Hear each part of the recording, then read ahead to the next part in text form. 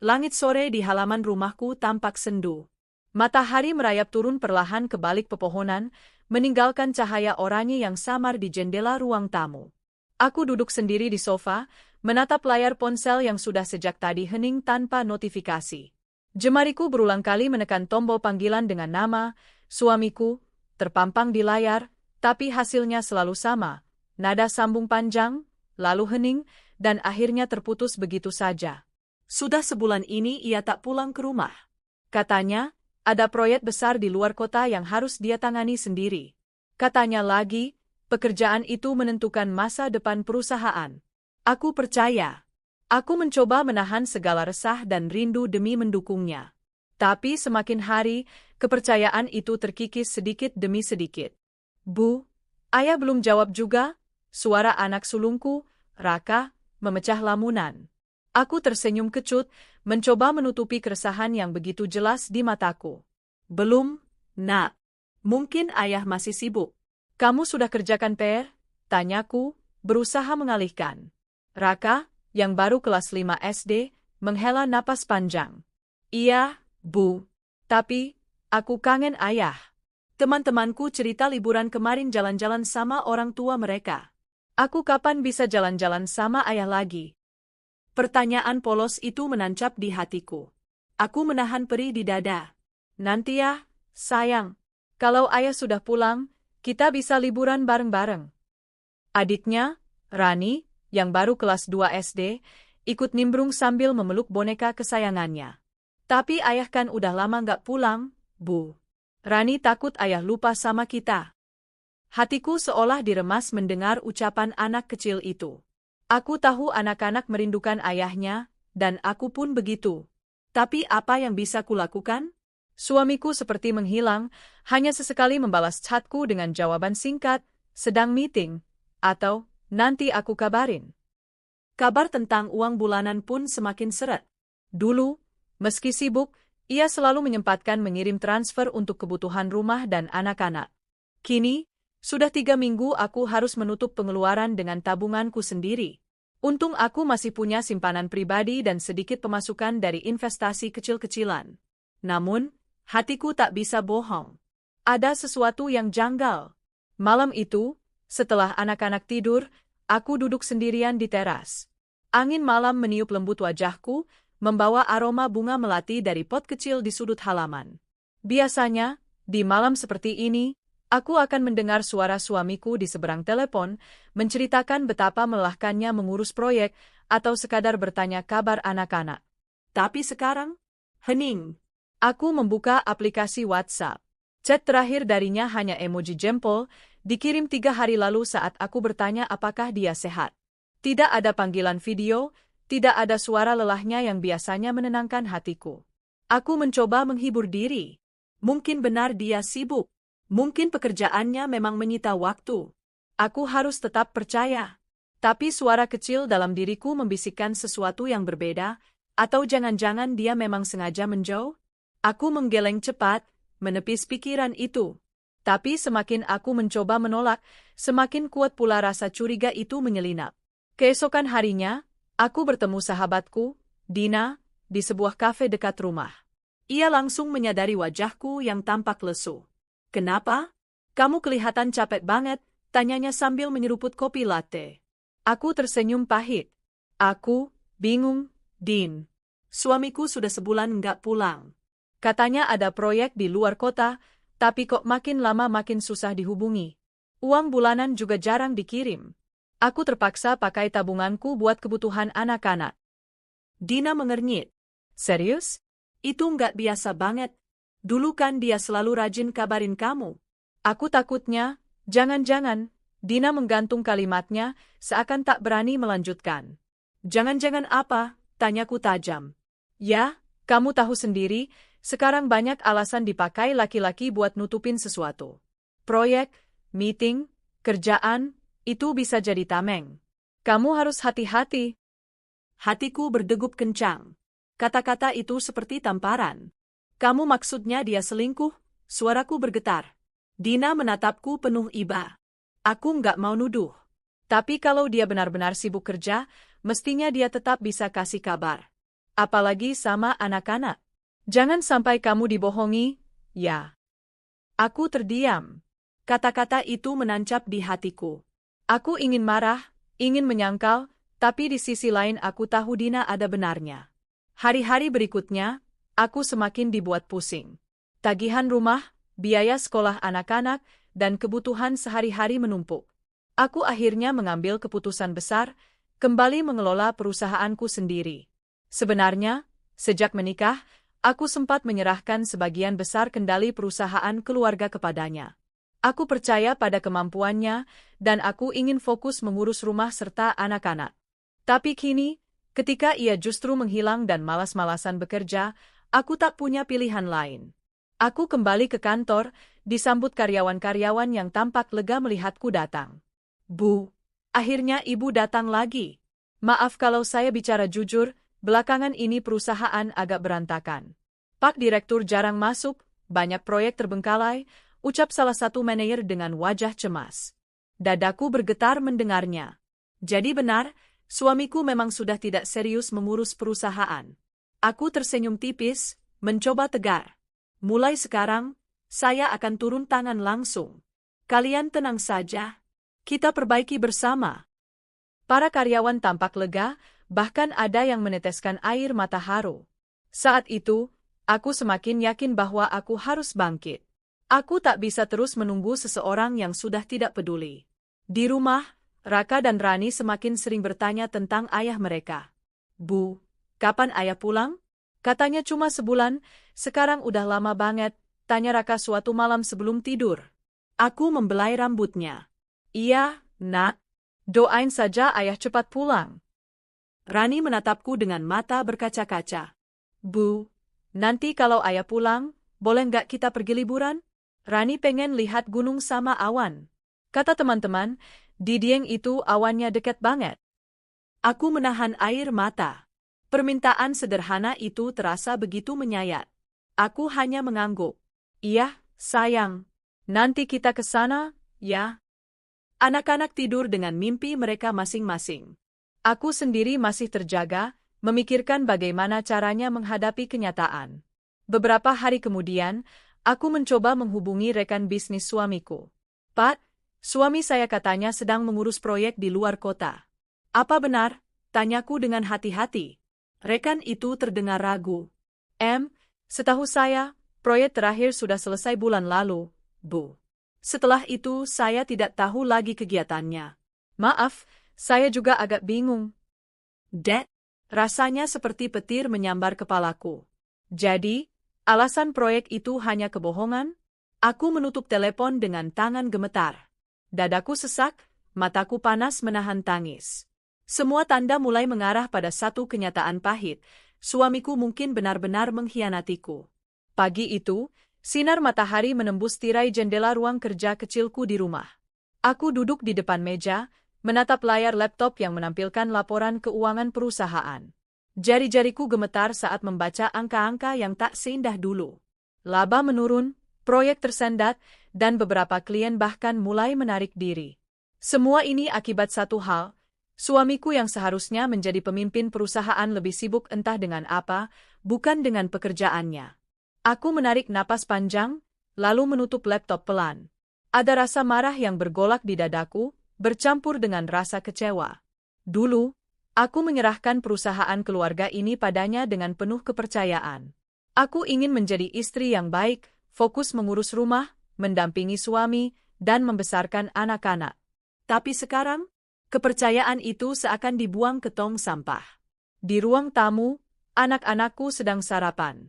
Raka duduk rapi dengan seragam sekolahnya, sementara Rani sibuk dengan roti oles coklat yang belepotan di pipinya. Melihat wajah mereka, hatiku luluh. Mereka tidak boleh tahu betapa sulitnya aku menahan air mata semalaman.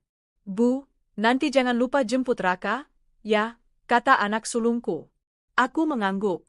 Iya, sayang. Mama antar dan jemput. Aku tersenyum, berusaha memberi mereka rasa aman. Tapi jauh di dalam hati, aku tahu aku harus segera bertindak. Aku tak bisa hanya duduk diam menunggu suamiku yang tak kunjung pulang, sementara anak-anak dan perusahaan terlantar.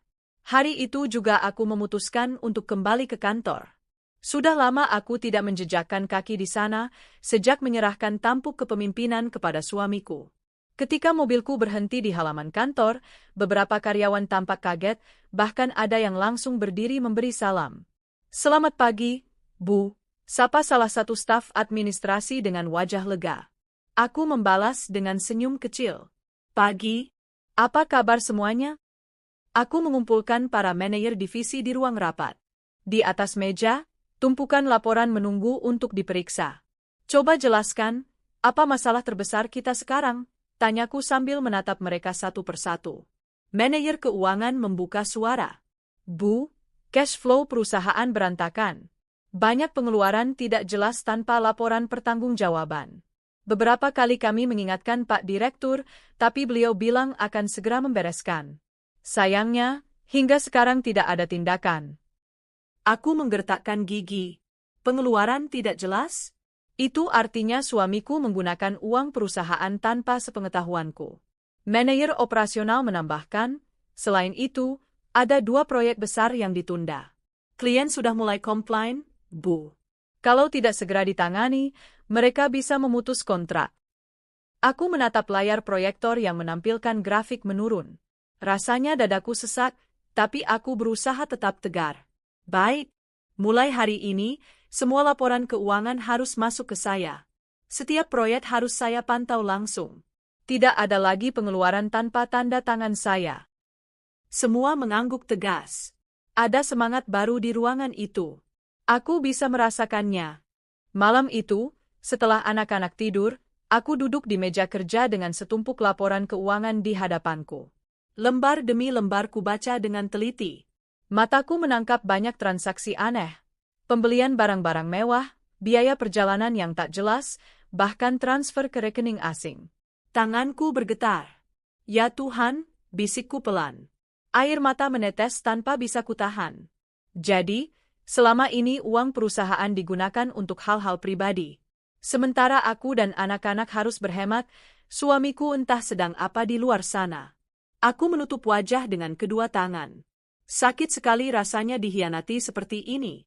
Tapi aku sadar, tangis tidak akan menyelesaikan masalah. Aku harus kuat.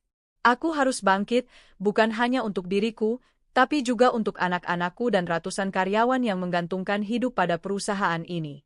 Keesokan paginya, saat sarapan, Raka kembali bertanya. "Bu, ayah kapan pulang? Aku mau cerita nilai ulangan kemarin." "Dapat 100, Bu." Aku tersenyum, meski hatiku hancur. "Wah, hebat sekali anak Mama. Nanti kalau ayah pulang, Mama ceritain, ya." Rani menatapku polos. "Bu, ayah nggak sayang sama kita lagi, ya?" Pertanyaan itu menusuk seperti pisau.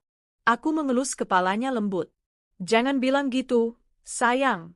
Ayah pasti sayang. Mungkin ayah cuma sibuk." Aku tahu aku berbohong. Tapi aku tak tega menghancurkan hati anak-anak dengan kenyataan pahit yang belum semestinya mereka tahu. Hari-hari berikutnya, aku semakin sibuk di kantor. Aku memimpin rapat, bertemu klien, memeriksa laporan, bahkan turun langsung ke lapangan. Rasanya lelah sekali, tapi ada kepuasan tersendiri karena aku merasa hidupku kembali berarti. Banyak karyawan yang memujiku karena keberanianku mengambil alih. "Bu, sejak Ibu turun tangan lagi, suasana kantor jadi beda. Kami merasa punya harapan," kata seorang staf muda. Aku tersenyum. "Terima kasih. Tapi kita harus terus kerja keras. Ini belum selesai." Di balik semua itu, ada luka yang terus kurasakan. Luka karena pengkhianatan suami yang semakin jelas. Tapi aku belajar menyembunyikannya di balik senyum dan ketegasan. Suatu malam, aku kembali bertemu Dina. Ia menatapku dengan kagum. "Kamu luar biasa, Enam. Aku tahu kamu sakit hati, tapi kamu bisa bangkit. Kamu bahkan bisa ambil alih perusahaan lagi." "Aku salut," katanya. Aku menghela napas panjang. "Aku nggak punya pilihan, Din. Kalau aku terus menunggu, anak-anakku yang jadi korban. Karyawan-karyawan juga butuh kepastian. Jadi aku harus kuat, meski hatiku hancur." Dina menggenggam tanganku. Aku bangga sama kamu. Tapi jangan lupa, kamu juga harus cari tahu apa yang sebenarnya suamimu lakukan. Jangan sampai kamu kerja keras di sini, sementara dia bersenang-senang di luar sana. Aku terdiam. Kata-kata itu kembali menusuk hatiku. Dan aku tahu, cepat atau lambat, aku harus menghadapi kenyataan itu. Malam itu, aku menatap anak-anakku yang tidur pulas. Aku berjanji dalam hati, apapun yang terjadi, aku tidak akan membiarkan mereka terlantar. Jika suamiku memilih untuk mengkhianati kami, maka aku akan berdiri tegak sendiri. Aku sudah mulai bangkit. Aku sudah mulai menggantikan posisinya di kantor. Dan aku tahu, suatu hari nanti, kebenaran akan terbuka dengan sendirinya. Libur sekolah akhirnya tiba. Suasana rumahku yang biasanya penuh rutinitas pagi, menyiapkan seragam, sarapan terburu-buru, dan antar jemput anak, kini sedikit lebih santai. Namun, di balik itu semua, ada kegelisahan yang tak bisa kuabaikan. Sudah lebih dari sebulan suamiku tak pulang, dan kabar darinya semakin jarang. Nomor teleponnya lebih sering tak aktif, sementara pesan-pesanku hanya dibalas singkat, bahkan kadang tidak sama sekali. Tapi aku tidak ingin liburan sekolah ini ternodai hanya karena kekecewaanku. Anak-anakku berhak merasakan kebahagiaan. Mereka sudah cukup lama menahan rindu pada ayahnya yang selalu menghilang dengan alasan proyek. Jadi, aku bertekad untuk membuat liburan mereka istimewa, meskipun tanpa ayah mereka. Suatu sore, Raka dan Rani menghampiriku di ruang keluarga. Raka membawa brosur kecil yang entah dari mana ia dapatkan, sementara Rani menenteng boneka kelincinya. Bu, Raka pengen banget ke Dieng. Lihat nih, katanya ada negeri di atas awan. Teman Raka kemarin ke sana pas liburan, katanya bagus banget. Ucap Raka penuh semangat sambil menunjuk gambar bukit hijau dan kabut tebal di brosur. Mataku ikut menyusuri gambar-gambar itu. Bukit-bukit yang hijau, telaga biru yang memantulkan langit, dan kabut yang menyelimuti rumah-rumah penduduk. Jujur, hatiku ikut tergerak. Aku sendiri sudah lama ingin membawa anak-anak berlibur ke tempat seperti itu, jauh dari hiruk-pikuk kota. Rani ikut bersuara dengan mata berbinar. Bu, nanti di sana ada balon warna-warni nggak? Rani mau foto sama awan. Katanya di sana awannya deket banget, bisa dipegang. Aku tersenyum kecil, menahan rasa haru. Permintaan sederhana itu membuat hatiku perih. Mereka tak minta mainan mahal, tak minta gadget baru, mereka hanya ingin merasakan liburan bersama keluarganya. Aku membelai rambut mereka. Baiklah, kita ke Dieng. Mama akan atur semuanya. Anak-anak langsung bersorak kegirangan. Yeay! Liburan ke Dieng. Tawa mereka memenuhi rumah sore itu. Sesaat, aku bisa melupakan segala resah tentang suamiku. Aku mulai sibuk menyiapkan rencana perjalanan. Dari mencari hotel yang nyaman, menyusun jadwal wisata, hingga menyiapkan perlengkapan untuk anak-anak. Malam-malamku dipenuhi riset tentang objek wisata di Dieng, Telaga Warna, Candi Arjuna, Bukit Sikunir untuk melihat Sundise, dan Kawah Sikidang. Aku bahkan menuliskan daftar makanan khas yang ingin kucoba bersama anak-anak, seperti carica dan mie ongklok. Sambil mempersiapkan itu semua, aku masih mencoba menghubungi suamiku. Dalam hati kecil, aku berharap ia tiba-tiba pulang dan berkata akan ikut bersama kami. Tapi sekali lagi, panggilanku tak dijawab. Pesanku hanya dibaca tanpa balasan. Aku menutup ponselku dengan perasaan hampa. Baiklah, pikirku. Kalau dia tidak peduli, aku tak akan menunggu. Aku akan buat liburan ini indah untukku dan anak-anak. Hari keberangkatan tiba. Anak-anak sudah bangun sejak subuh dengan semangat luar biasa. Mereka bahkan tak rewel saat kupakaikan jaket tebal. Rani sibuk memasukkan bonekanya ke dalam tas kecil, sementara Raka tak henti-hentinya bercerita tentang Sundise di Sikunir yang katanya indah banget kayak di film. Aku menyetir mobil dengan hati tenang meski ada sedikit degup cemas. Perjalanan dari kota menuju Dieng memakan waktu cukup lama, melewati jalan berliku dan menanjak. Sepanjang perjalanan, anak-anak bersorak setiap kali melihat pemandangan sawah hijau dan bukit yang menjulang. Bu, lihat, awan. Awannya deket banget, teriak Rani sambil menunjuk keluar jendela. Aku tertawa kecil. Sabar, sayang. Nanti kita akan lebih dekat lagi sama awan-awan itu. Perjalanan panjang itu terasa lebih ringan karena tawa anak-anak. Namun, di sela kebahagiaan itu, hatiku kembali tergores. Betapa indahnya jika suamiku ada di sini, duduk di sampingku, mendengarkan anak-anak bercerita sambil memotret kebersamaan kami. Tapi kenyataannya, ia entah di mana, menghilang tanpa kabar. Saat mobil memasuki kawasan Dieng, udara dingin langsung menyambut. Anak-anak terkesiap, lalu tertawa kegirangan melihat kabut tipis yang turun di jalanan. Bu, dingin banget. Kayak kulkas, seru Raka sambil menggigil. Aku tertawa sambil merapatkan jaketnya. Makanya Mama sudah bilang bawa jaket tebal. Kami sampai di hotel sederhana namun nyaman. Dari jendela kamar, terlihat pemandangan perbukitan yang diselimuti kabut putih. Anak-anak langsung berlarian ke balkon, menjerit kegirangan. Bu, ini beneran kayak di negeri dongeng, kata Rani. Aku tersenyum, ikut berdiri di belakang mereka. Untuk sesaat, aku merasa lega. Aku berhasil membawa anak-anakku merasakan kebahagiaan yang sudah lama mereka tunggu. Pagi harinya, kami berkunjung ke Telaga Warna. Airnya berkilauan, memantulkan cahaya hijau kebiruan yang berubah-ubah tergantung sudut pandang. Anak-anak terpukau, tak henti-hentinya berfoto. Bu, lihat, airnya berubah warna. Ajaib banget, seru Raka. Aku tersenyum. Itulah kenapa namanya Telaga Warna, sayang. Kami kemudian melanjutkan perjalanan ke Candi Arjuna. Anak-anak berlari di antara bangunan batu tua, bertanya tentang sejarahnya. Aku menjelaskan sebisaku, meski sebenarnya lebih banyak mengarang cerita agar mereka tertarik. Saat melihat anak-anak tertawa riang, aku sempat berpikir, mungkin inilah jalanku sekarang. Menjadi ibu sekaligus ayah bagi mereka. Hari kedua, aku membangunkan anak-anak pukul 3 dini hari. Mereka sempat mengomel karena masih ngantuk, tapi begitu tahu kami akan melihat Sundise, mereka langsung semangat. Perjalanan mendaki bukit cukup melelahkan. Aku menggandeng tangan Rani sambil sesekali menggendongnya ketika ia lelah. Raka berjalan di depan dengan penuh antusias. Saat akhirnya kami sampai di puncak, pemandangan luar biasa menyambut. Matahari perlahan muncul di balik gunung, memancarkan cahaya keemasan yang menyinari lautan awan. Anak-anakku terpana.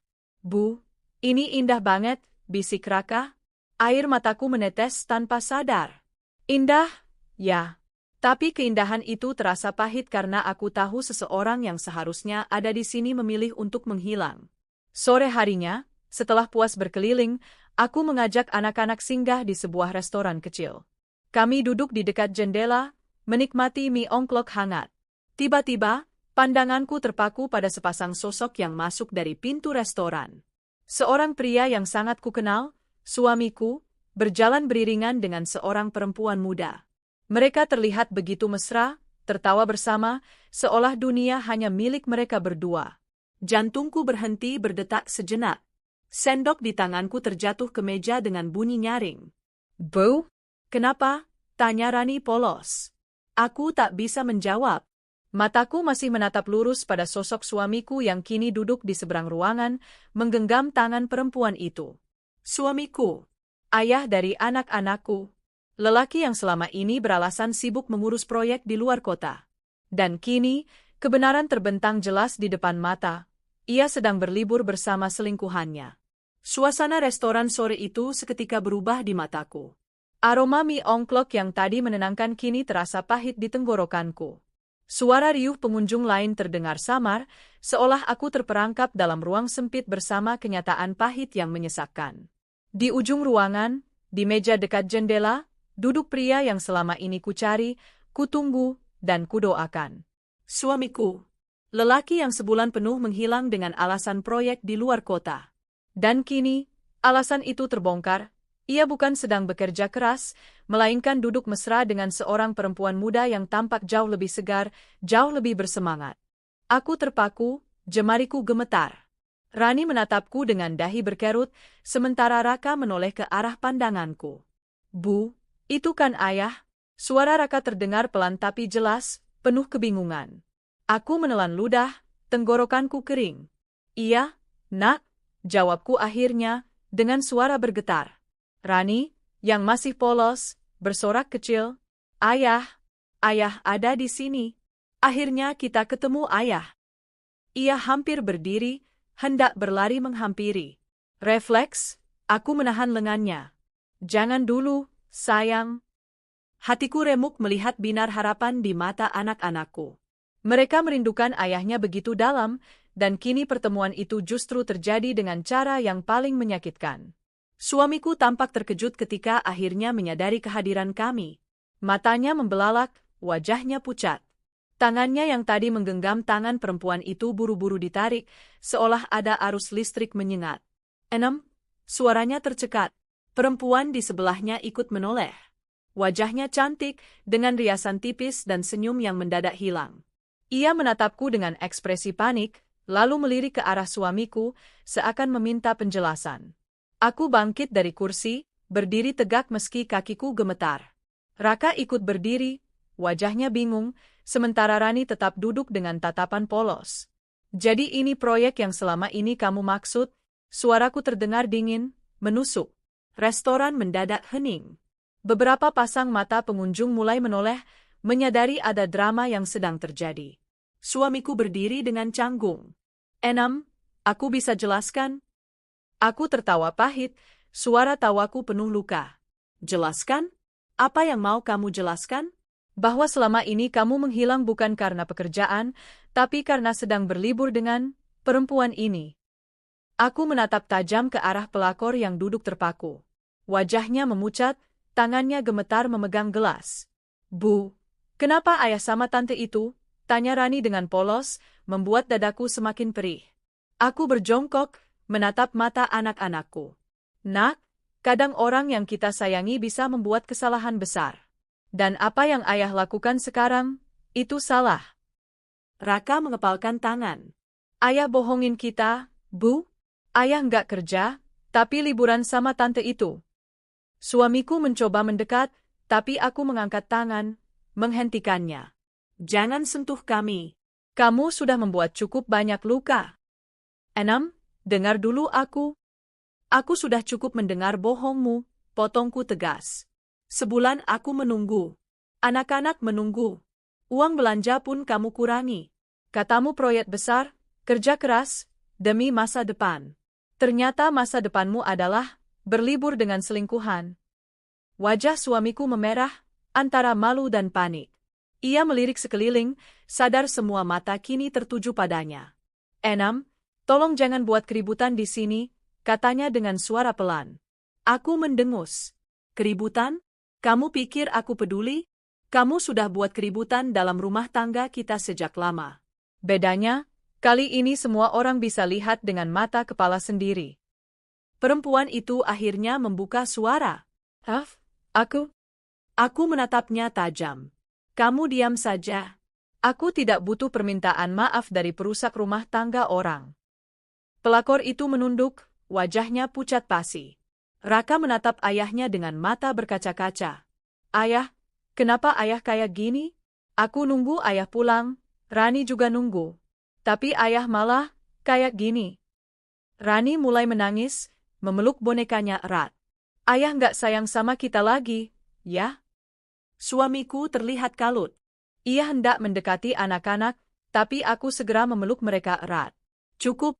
Jangan berani-berani lagi menyentuh anak-anak sebelum kamu bisa menghargai keluargamu sendiri." Air mataku menetes, tapi suaraku tetap tegas. Aku ingin anak-anakku tahu bahwa aku berdiri untuk mereka, melindungi mereka dari rasa sakit yang lebih dalam. Aku berdiri tegak, menatap lurus ke wajah suamiku. "Mulai hari ini, aku yang akan mengambil alih semua. Rumah, anak-anak, perusahaan. Kamu sudah kehilangan hakmu karena lebih memilih perempuan ini daripada keluargamu." Ia terbelalak. "Enam, jangan gegabah." Aku mengangkat alis. "Gegabah? Aku sudah cukup sabar. Bahkan terlalu sabar. Tapi kesabaran ada batasnya." Aku meraih ponselku dari meja. "Dan sekarang, detik ini juga, aku akan tutup semua aksesmu. Akses keuangan, akses ke perusahaan. Kamu tak akan bisa lagi memakai uang hasil kerja keras keluarga untuk bersenang-senang dengan selingkuhanmu." Wajah suamiku pucat. Jangan. Itu keterlaluan. Aku tersenyum dingin. Keterlaluan? Lebih keterlaluan mana? Kamu mengkhianati istri dan anak-anakmu, atau aku menutup akses uang yang kamu gunakan untuk membiayai selingkuhan. Pelakor itu menjerit kecil ketika aku menyebutkan kata uang. Ia meraih tasnya, mencari-cari sesuatu. ATM? ATM-ku nggak bisa dipakai. Aku menatapnya datar. Tentu saja. ATM itu dari suamiku, bukan? Aku sudah blokir semua aksesnya. Termasuk rekening yang dia berikan padamu. Perempuan itu langsung pucat pasi, lalu tubuhnya limbung. Beberapa detik kemudian, ia pingsan di kursinya. Pengunjung restoran berbisik-bisik, sebagian menatapku dengan kagum, sebagian lagi menatap suamiku dengan jijik. Aku menggandeng tangan anak-anakku yang masih terisak. Ayo, nak, kita pulang ke hotel.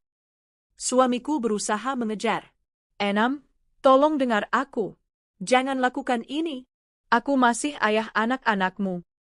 Aku menoleh sebentar, menatapnya dengan mata penuh luka tapi juga ketegasan. Ayah?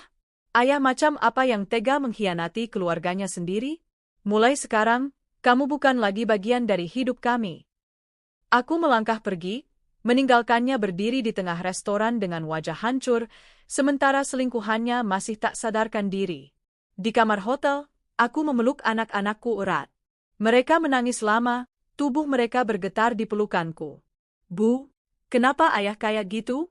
Aku kira ayah kerja buat kita, kata Raka dengan suara serak. Aku mengusap kepalanya. Nak, kadang orang dewasa bisa membuat kesalahan besar. Tapi ingat, itu bukan salah kalian. Kalian tetap berharga, tetap dicintai. Mama ada untuk kalian. Rani menatapku dengan mata merah. Mama nggak ninggalin kita kan? Air mataku mengalir deras. Tidak, sayang. Mama nggak akan pernah ninggalin kalian. Mama akan selalu ada. Aku memeluk mereka lebih erat, seolah ingin melindungi mereka dari semua luka dunia. Malam itu aku sadar, tidak ada lagi jalan kembali. Pengkhianatan itu sudah jelas di depan mata, tidak bisa ditutupi dengan 1000 alasan. Dan aku, sebagai seorang ibu, harus memilih. Tetap bertahan dalam luka, atau melangkah pergi demi masa depan anak-anakku. Aku memilih yang kedua. Aku sudah menutup akses keuangan suamiku. Aku sudah melihat wajah paniknya, dan aku tahu, ini baru permulaan. Hidup kami akan berubah, tapi aku percaya, kami bisa melewatinya. Karena kali ini, aku berdiri tegak untuk diriku sendiri dan anak-anakku. Malam di Dieng terasa dingin menusuk tulang. Kabut tipis turun perlahan, menyelimuti kota kecil itu seperti tirai putih yang misterius. Di kamar hotel sederhana tempat aku dan anak-anak menginap, aku duduk termenung di kursi dekat jendela. Sementara Raka dan Rani sudah terlelap dalam pelukan mimpi, setelah tangis panjang yang akhirnya membuat mereka kelelahan. Aku menatap wajah mereka yang damai. Betapa polos, betapa tulus cinta mereka pada ayahnya. Tapi ayah yang mereka rindukan itu kini hanyalah sosok asing, yang lebih memilih pelukan perempuan lain daripada dekapan keluarganya sendiri. Air mataku jatuh lagi, membasahi pipi. Tapi kali ini bukan air mata kelemahan. Ini air mata kekuatan. Aku sadar, aku tak bisa lagi memberi ruang pada pengkhianatan.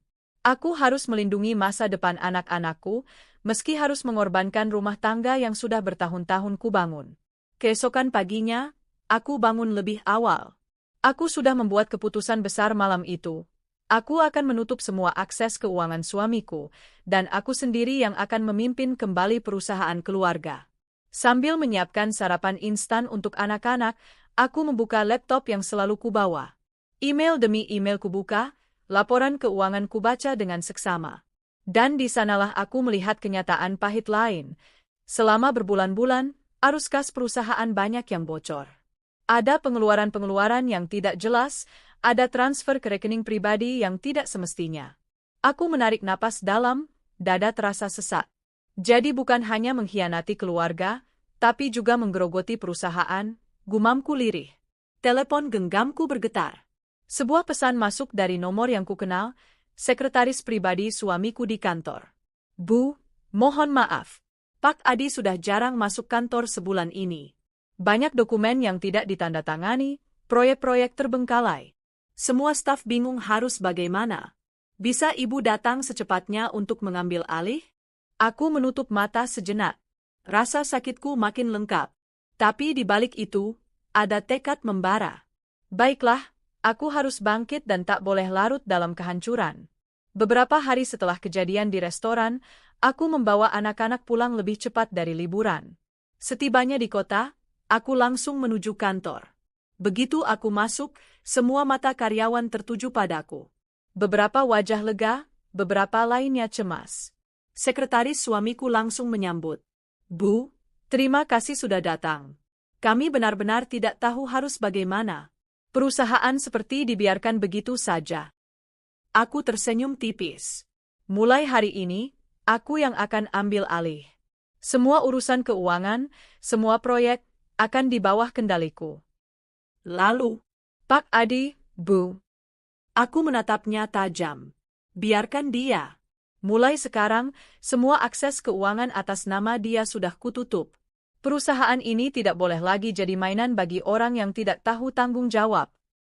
Karyawan-karyawan saling berbisik. Aku tahu kabar tentang perselingkuhan itu mungkin sudah mulai tersebar, tapi aku tak peduli. Yang penting, perusahaan tetap berjalan, anak-anakku terlindungi. Tak butuh waktu lama, sore harinya suamiku datang ke rumah dengan wajah merah padam. Ia membanting pintu ruang tamu. "Enam, apa maksudmu menutup semua akses rekeningku?" Aku menatapnya datar. "Maksudku? Agar uang keluarga tidak lagi mengalir ke perempuan simpananmu." Wajahnya semakin memerah. "Kamu gila? Itu uangku juga."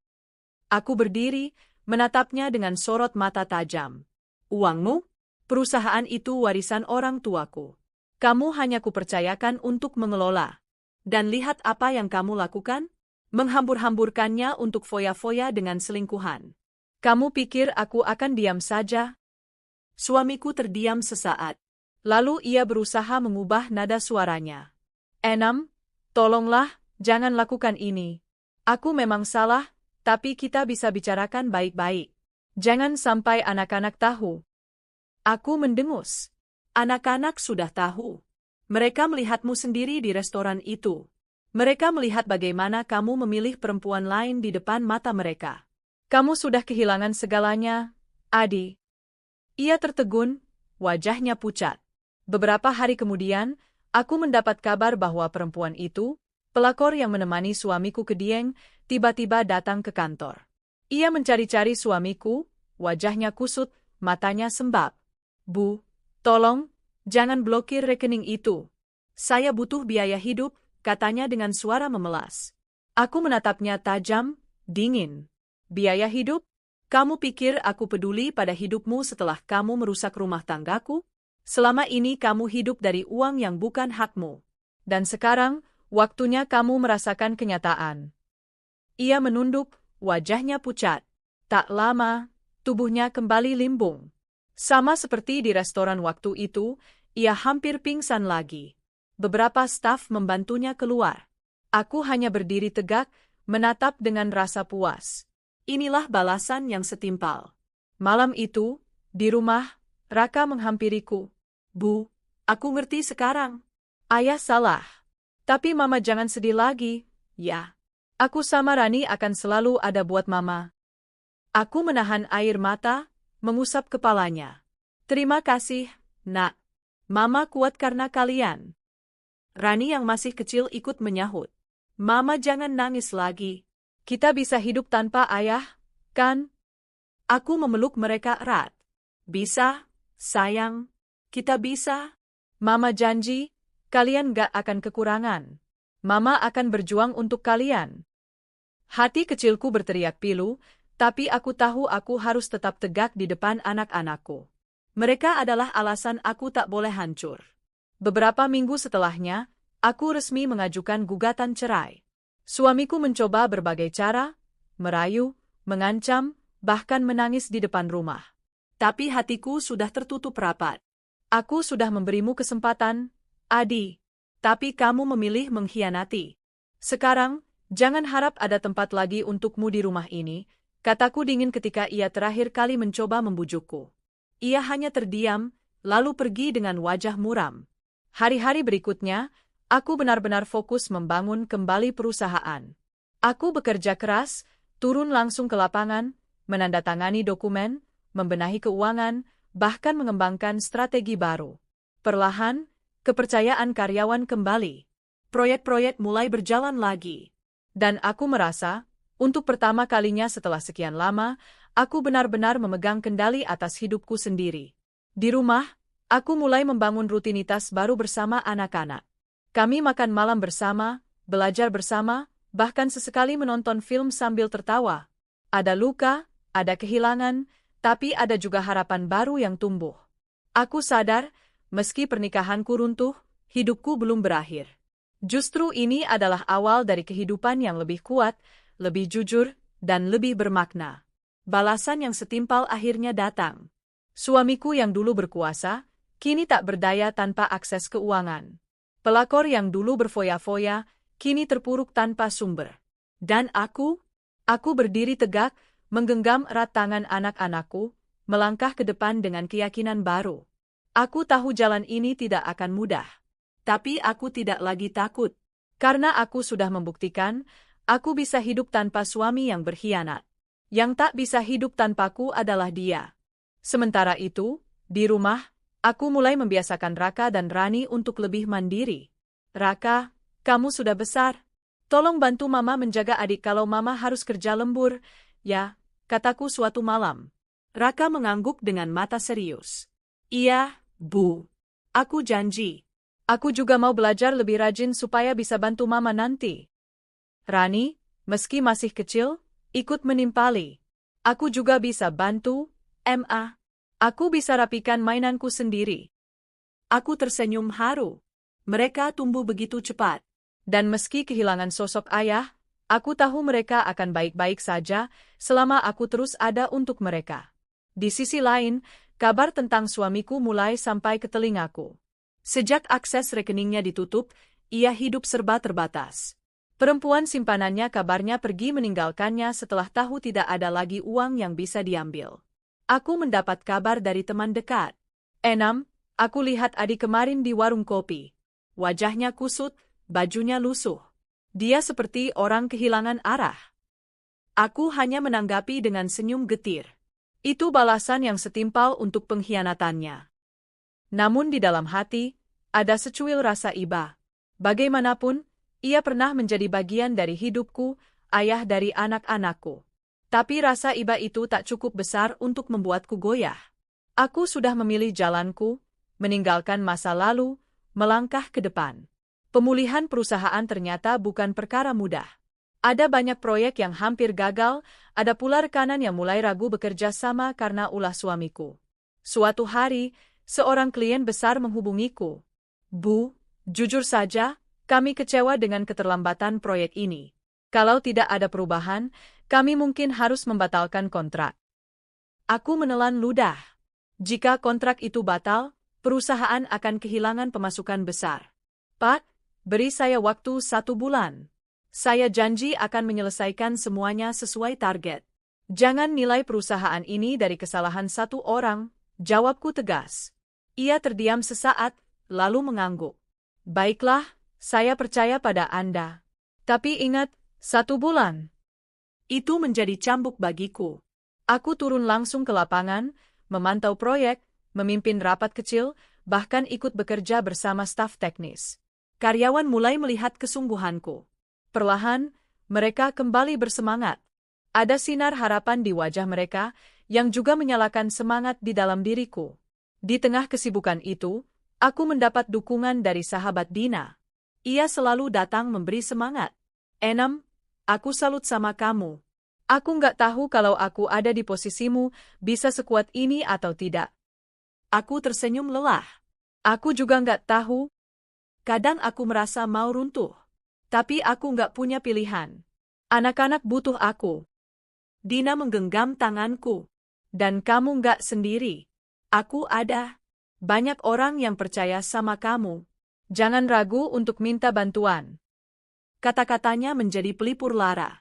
Aku sadar, Kebangkitan ini bukan hanya tentang diriku. Ada orang-orang yang siap menopangku ketika aku hampir jatuh.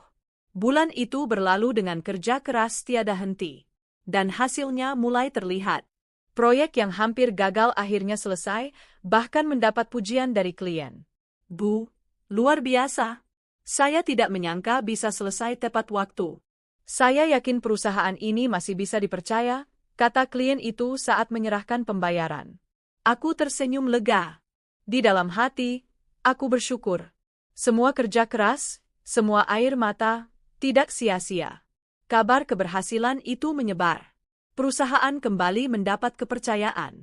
Omzet perlahan naik, karyawan kembali bersemangat, dan aku mulai melihat masa depan yang lebih cerah. Tapi tentu saja, kabar keberhasilanku juga sampai ke telinga suamiku. Suatu malam, ia datang lagi ke rumah. Kali ini tidak dengan amarah, melainkan dengan wajah penuh penyesalan. Enam, aku salah. Aku bodoh. Aku hancur tanpa kamu dan anak-anak. Tolong, beri aku kesempatan kedua. Aku menatapnya dingin. Kesempatan kedua? Kamu pikir aku masih bisa percaya setelah semua yang kamu lakukan? Setelah kamu tega membuat anak-anak menangis, menelantarkan mereka demi perempuan lain. Ia terisak. Aku menyesal. Enam. Aku janji akan berubah. Aku menghela napas panjang. Terlambat, Adi. Aku sudah memilih jalan lain. Aku tidak akan biarkan kamu merusak lagi apa yang sudah aku bangun. Tangisnya makin keras, tapi hatiku tetap keras. Tidak ada lagi ruang untuknya. Hari-hari berikutnya terasa lebih ringan. Meski masih banyak tantangan, aku merasa lebih bebas. Bebas dari beban pernikahan yang penuh kebohongan. Bebas untuk membangun masa depan dengan caraku sendiri. Aku mulai melibatkan anak-anak dalam hal-hal kecil tentang perusahaan, agar mereka belajar sejak dini. Raka, lihat ini. Kalau pemasukan lebih besar dari pengeluaran, artinya kita untung, jelasku sambil menunjukkan laporan sederhana. Raka mengangguk penuh semangat. Aku mau belajar lebih banyak, Bu. Biar nanti aku bisa bantu Mama. Rani tertawa kecil. Aku juga, tapi aku masih kecil, jadi aku bantu doa aja dulu. Aku memeluk mereka. Itu sudah cukup, sayang. Doa kalian yang membuat Mama kuat. Di malam-malam yang sunyi, aku sering duduk sendirian di teras rumah, menatap bintang. Luka masih ada, tapi perlahan berubah menjadi pelajaran. Aku sadar, kebahagiaan tidak tergantung pada satu orang. Kebahagiaan ada di dalam diriku sendiri, dan di dalam cinta tulus anak-anakku. Aku bisa, bisikku pada diri sendiri. Aku bisa menjalani ini semua. Aku bisa bahagia meski tanpa dia. Dan di balik rasa sakit, aku menemukan sesuatu yang berharga, kebangkitan. Kini aku bukan lagi perempuan yang terpuruk karena dikhianati. Aku adalah ibu yang kuat, pemimpin yang berani, dan wanita yang menemukan kembali harga dirinya. Suamiku mungkin menyesal, pelakornya mungkin kehilangan segalanya. Tapi aku sedang membangun kehidupan baru, kehidupan yang lebih indah bersama anak-anakku.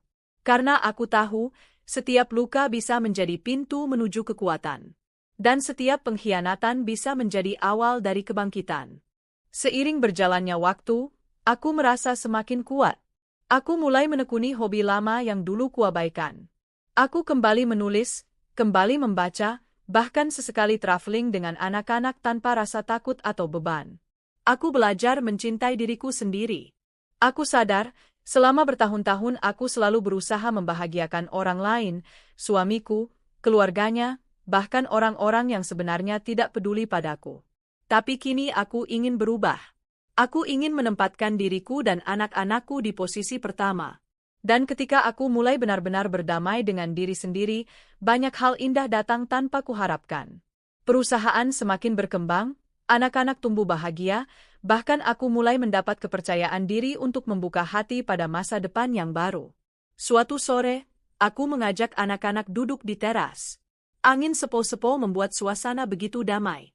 Anak-anakku sayang, kataku pelan, ibu ingin kalian belajar sesuatu dari apa yang sudah terjadi pada kita. Rani menatapku dengan penuh perhatian. Dika memeluk lututnya. Jangan pernah biarkan orang lain merendahkan kalian. Jangan biarkan siapapun memperlakukan kalian dengan tidak adil. Kalau ada yang mengkhianati kepercayaan kalian, jangan ragu untuk pergi. Lebih baik sakit sebentar daripada tersiksa selamanya. Rani mengangguk mantap. Ibu, aku janji aku akan jadi kuat kayak ibu. Aku tersenyum sambil menahan air mata. Itu yang ibu harapkan. Setahun berlalu sejak kejadian itu. Perusahaan semakin berkembang, dan kehidupanku jauh lebih tenang. Suamiku? Entahlah. Kabar terakhir yang kudengar, ia hidup serba kekurangan. Aku tidak lagi peduli. Bukan karena aku membenci, tapi karena aku sudah selesai dengan masa lalu. Kini aku hanya ingin melangkah maju, membangun kehidupan baru dengan anak-anakku. Aku berdiri di depan rumah, memandang langit senja yang indah. Terima kasih, Tuhan, bisikku. Karena kau beri aku kekuatan untuk bangkit. Karena kau tunjukkan siapa yang benar-benar tulus, dan siapa yang hanya datang untuk mengkhianati. Kini, aku siap melangkah ke babak baru. Rani dan Dika berlari menghampiriku, tertawa lepas. Aku meraih tangan mereka, menggenggam erat. Inilah awal hidup baru kami. Tanpa pengkhianatan. Tanpa kebohongan. Hanya ada cinta yang tulus dan kekuatan yang lahir dari luka. Dan aku yakin, dari sini, kebahagiaan sejati akan benar-benar menjadi milik kami. Setiap perjalanan hidup selalu menyisakan jejak. Ada yang manis, ada yang pahit, ada pula yang begitu getir hingga sulit dilupakan. Perjalananku bersama suamiku dulu mungkin termasuk kategori terakhir. Betapa tidak, laki-laki yang pernah kuanggap sebagai tulang punggung keluarga, pelindung, bahkan belahan jiwa, ternyata menjelma menjadi duri yang melukai dari dalam. Sebulan penuh dia menghilang dengan dalih mengerjakan proyek di luar kota, padahal kenyataannya ia tengah bersenang-senang dengan perempuan lain di Dieng. Ketika kebenaran itu terbongkar, seluruh benteng kesabaranku runtuh. Aku marah, aku terluka, tapi aku juga akhirnya sadar. Semua itu adalah jawaban dari doa-doaku sendiri, doa agar aku ditunjukkan siapa sebenarnya orang yang selama ini mendampingiku. Kini, bab itu benar-benar telah kututup. Bukan dengan dendam, melainkan dengan sebuah tekad baru. Hidupku tak akan lagi dikendalikan oleh orang yang tak tahu arti setia. Rani dan Dika adalah alasanku untuk terus bangkit.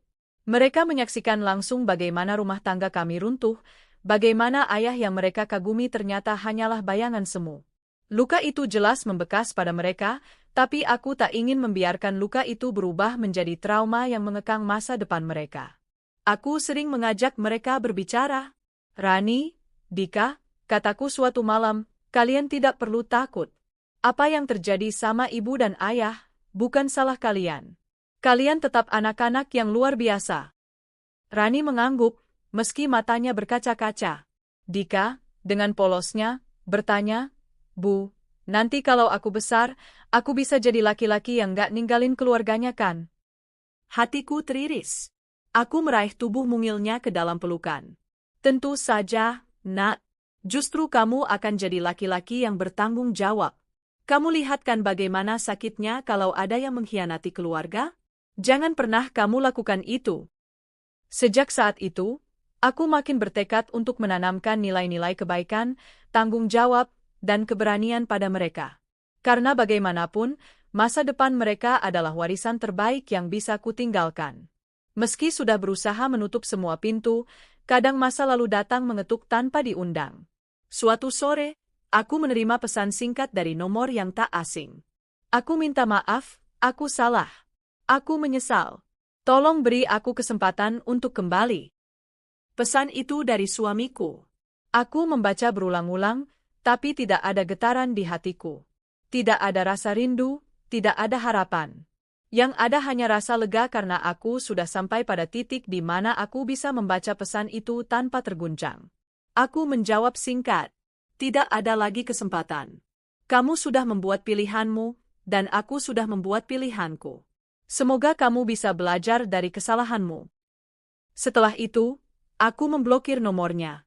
Aku tahu, jika aku membuka pintu meski hanya sedikit, aku bisa terjebak lagi dalam lingkaran racun yang sama. Dan aku tidak mau mengulang kesalahan yang sama. Kehidupan tanpa suami ternyata jauh lebih ringan dari yang kubayangkan. Aku tidak lagi harus menunggu kabar yang tak pernah datang. Aku tidak lagi harus cemas jika uang bulanan tak cukup. Aku tidak lagi harus menahan air mata ketika melihatnya sibuk dengan ponselnya, tertawa dengan seseorang yang bukan aku. Sekarang, aku bebas. Bebas untuk menentukan arah hidupku, bebas untuk memilih jalanku, bebas untuk mencintai diriku sendiri. Aku bisa mengajak anak-anak liburan kapan saja, tanpa perlu menunggu izin. Aku bisa membeli apa yang kubutuhkan tanpa merasa bersalah. Aku bisa duduk di kafe sendirian, membaca buku, dan tersenyum tanpa beban. Inilah kebebasan yang sesungguhnya. Bukan kebebasan untuk melakukan apa saja, tapi kebebasan untuk tidak lagi disakiti. Di tengah perjalanan baru ini, aku juga menemukan lingkaran pertemanan yang hangat. Ada sahabat-sahabat lama yang kembali mendekat, ada pula orang-orang baru yang hadir dengan ketulusan. Mereka mendukungku, memberi semangat, bahkan sesekali mengingatkanku ketika aku hampir menyerah. "Ibu hebat banget," kata salah satu sahabatku. "Aku nggak bisa bayangin kalau aku ada di posisi kamu. Mungkin aku udah hancur." Aku hanya tertawa kecil. Aku pun sempat hancur. Bedanya, aku memilih untuk bangun lagi. Karena kalau aku jatuh, anak-anakku juga ikut jatuh. Persahabatan ini membuatku semakin yakin bahwa aku tidak sendirian. Selalu ada orang-orang baik yang siap menopang ketika kita berani melangkah keluar dari hubungan yang meracuni. Seiring waktu, hatiku perlahan membuka diri. Aku tidak lagi alergi mendengar kata cinta. Aku mulai percaya bahwa mungkin, di luar sana, ada seseorang yang benar-benar tulus, yang bisa menghargai, bukan hanya memanfaatkan. Tapi kali ini, aku tidak terburu-buru. Aku tidak lagi mencari cinta untuk melengkapi diriku. Aku sudah utuh. Jika ada cinta yang datang, biarlah itu menjadi bonus, bukan kebutuhan. Aku ingin anak-anakku tahu bahwa kebahagiaan seorang perempuan tidak bergantung pada seorang pria. Kebahagiaan sejati datang dari keberanian untuk mencintai diri sendiri dan hidup sesuai dengan nilai yang kita yakini. Saat aku menoleh ke belakang, aku menyadari betapa jauhnya aku telah melangkah. Dari seorang istri yang terperangkap dalam kebohongan, aku menjelma menjadi seorang perempuan yang berdiri tegak, memimpin perusahaannya, membesarkan anak-anaknya, dan menciptakan hidup baru tanpa rasa takut. Luka itu nyata. Luka itu dalam. Tapi luka itu pula yang menjadi cahaya. Karena dari luka, aku belajar apa arti kekuatan. Dari luka, aku belajar siapa yang benar-benar ada untukku. Dari luka, aku menemukan kembali diriku yang sempat hilang. Dan kini, aku tidak lagi takut. Aku siap berjalan ke depan, menatap masa depan dengan senyum yang tulus. Cerita ini bukan hanya milikku, tapi juga untuk semua perempuan di luar sana yang mungkin sedang mengalami hal serupa. Jika kamu disakiti, jangan takut untuk melangkah pergi. Jika kamu dikhianati, jangan biarkan dirimu merasa tidak berharga. Karena kamu jauh lebih kuat dari yang kamu kira. Jangan biarkan siapapun merampas kebahagiaanmu. Jangan biarkan siapapun membuatmu merasa kecil. Karena pada akhirnya, kebahagiaan ada di tanganmu sendiri. Aku, yang dulu merasa tidak akan bisa hidup tanpa suami, kini bisa berdiri sendiri. Dan aku tahu, kamu pun bisa. Senja kembali menyapaku. Aku berdiri di beranda rumah, memandang matahari yang perlahan tenggelam. Di sampingku, Rani dan Dika tertawa, bercanda tentang hal-hal kecil yang membuat hati terasa hangat. Aku menarik napas panjang, lalu tersenyum. Inilah hidupku sekarang, bisikku pada diri sendiri. Bukan hidup yang sempurna, tapi hidup yang nyata. Hidup yang kupilih dengan penuh kesadaran. Aku tidak tahu apa yang akan terjadi di masa depan. Tapi aku tahu satu hal, aku siap menghadapinya. Dengan luka yang sudah menjadi cahaya, dengan hati yang sudah berdamai, dan dengan cinta yang selalu ada, cinta untuk diriku sendiri, dan cinta untuk anak-anakku. Dan dengan itu, aku menutup kisah lama, sekaligus membuka pintu untuk kisah baru yang lebih indah.